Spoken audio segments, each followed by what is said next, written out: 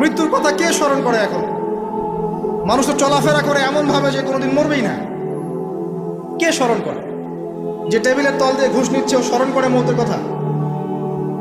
যে মেয়েটা বোরখা পরে যে ডেটিং করে বেড়াচ্ছে, জেনা করে বেড়াচ্ছে, ও কি মৃত্যুর কথা স্মরণ করে?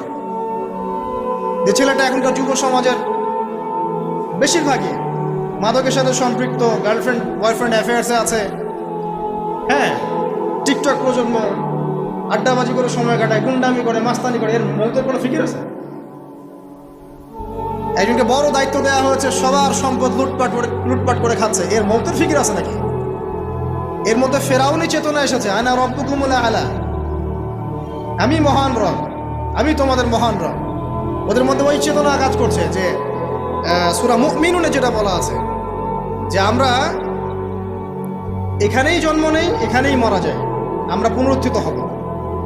ইন হিয়া ইল্লা হায়াতুনা দুনিয়া নামুতু ওয়া নাহইয়া ওয়া মা নাহনু বিমাবউসিন।